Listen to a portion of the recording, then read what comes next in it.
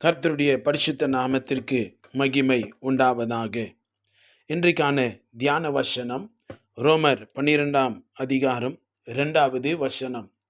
நீங்கள் இந்த பிரபஞ்சத்திற்கு ஒத்த வேஷம் தெரியாமல் தேவனுடைய நன்மையும் பிரியமும் பரிபூர்ணமான சித்தம் இன்னதென்று பகுத்தறியத்தக்கதாக உங்கள் மனம் புதிதாகிறதுனாலே மறுரூபமாகுங்கள்.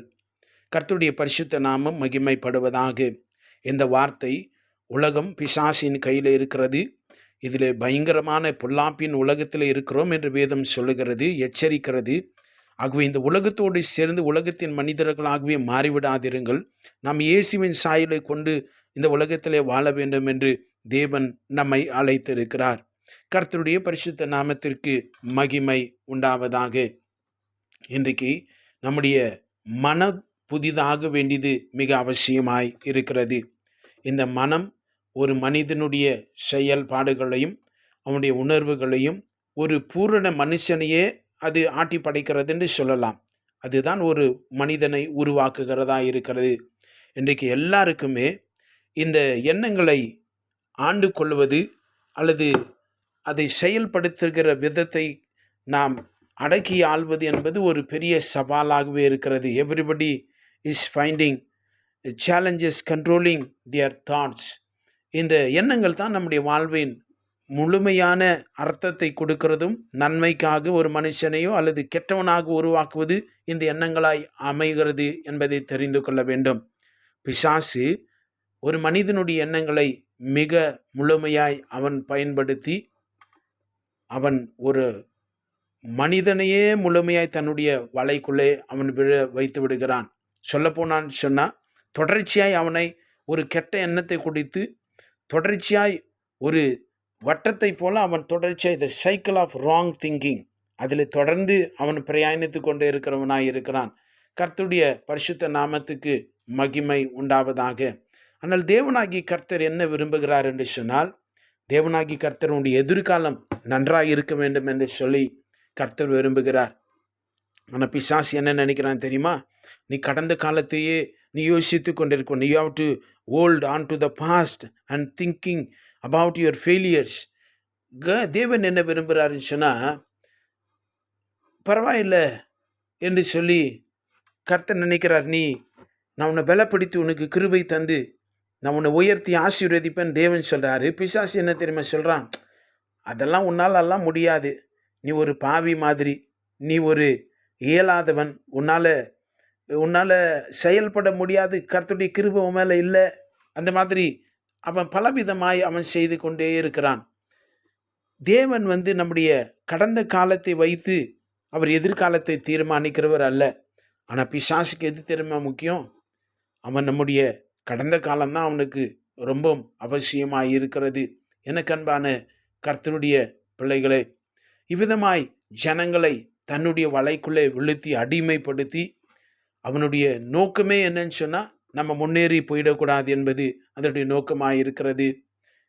நாம் கர்த்தருடைய பிள்ளைகள் ஒன்றை நாம் நினைத்து கொள்ள வேண்டும். நேற்று உங்களுடைய நாளையை கெடுத்துடக்கூடாது. The yesterday should not spoil your tomorrow's life. நேத்தாவே இருக்கட்டும். இன்றைக்கு இந்த நாள் கர்த்தர் உண்டு பண்ணின நாள். உங்களுடைய எண்ணங்கள் எதிலே ஓடிக்கொண்டிருக்கிறது என்பதை நாம் யோசித்து பார்க்க வேண்டியது அவசியமாக இருக்கிறது. எனக்கு அன்பான கர்த்தருடைய பிள்ளைகளே, நாம் இந்த உலகத்திலே தேவனுடைய சாயலை கொண்டவர்களாய் வாழ வேண்டும் என்று கர்த்தர் விரும்புகிறார். பிசாசு மனிதர்களுக்குள்ளே தேவையற்ற அசுத்தமான எண்ணங்களை வைத்து அவர்களை தொடர்ந்து அவைகளை யோசித்து வைத்து அது தன்னிச்சையாகவே வருகிறதை போல அவனை யோசிக்க வைக்கிறான். அவ்விதமாக தான் அந்த ஏதேன் தோட்டத்தில் ஆதாமை அவன் ஏமாற்றினான் என்பதை நாம் தெரிந்து கொள்ள வேண்டும். வேதம் சொல்லுகிற காரியம் என்ன? அவன் ஒரு சிங்கத்தை போல யாரை வீழ்த்தலாம் என்று சொல்லி எண்ணங்களை வைத்து நாடகம் ஆடிக்கொண்டிருக்கிறான். எனக்கு அன்பான கர்த்தருடைய பிள்ளைகளை, நாம் செய்ய வேண்டியது என்ன தெரியுமா? நாம் நம்முடைய எண்ணங்களை, யார் அதை ஆளுகிறார்கள்? Who is controlling my thoughts? என் எண்ணத்தை யார் கண்ட்ரோல் பண்ணுறா? யார் யோசிக்கிறாங்க? ஒருவேளை ரிமோட் கண்ட்ரோல் மாதிரி பிசாசு வெளியிலேருந்து யோசிக்கிறானா? நீதிமொழிகள் 25:28 சொல்லுகிறது, தன் ஆவியை அடுக்காத மனுஷன் மதிலிடைந்த பாழான பட்டணம் போல் இருக்கிறான். when you don't have control over your thoughts, you have lost everything. எல்லாமே போயிட்ட மாதிரி தான். ஒரு மதில் இல்லாத ஒரு வீடு, சுவர் இல்லாத வீடு எப்படி இருக்கும், ஒரு பட்டணம் எப்படி இருக்கும், அப்படித்தான் மனித வாழ்க்கையும் இருக்கும் என்று இந்த வேத வார்த்தை எச்சரிக்கிறதை நாம் உணர்ந்து கொள்ள வேண்டியது அவசியமாக இருக்கிறது. எனக்கு அன்பான தேவனுடைய பிள்ளைகளே, இயேசுவின் எண்ணங்களை கொண்டவர்களாய் நாம் மாற வேண்டும். இயேசுடைய மனநிலையை வைத்து, அந்த எண்ணத்தை வைத்து, receive that mind set of Jesus. நான் இன்றைக்கி இந்த நாளில் நான் இயேசுவின் மனநிலை கொண்டு நான் வாழப்போகிறேன். இந்த நாளில் அந்த இயேசுவின் மனநிலையை வைத்து நான் அதை கொஞ்சம் அனுபவிக்க போகிறேன்னு சொல்லி பாருங்கள். I'm going to enjoy the mind set of Jesus. அங்கே பிசாசுடைய எண்ணங்கள் சிதறடிக்கப்பட்டு அதே உங்களுடைய அனுபவமாய் மாறிடும். ஒவ்வொரு நாளும் அந்த கட்டத்துக்குள்ளே நீங்கள் போயிடுவீங்க.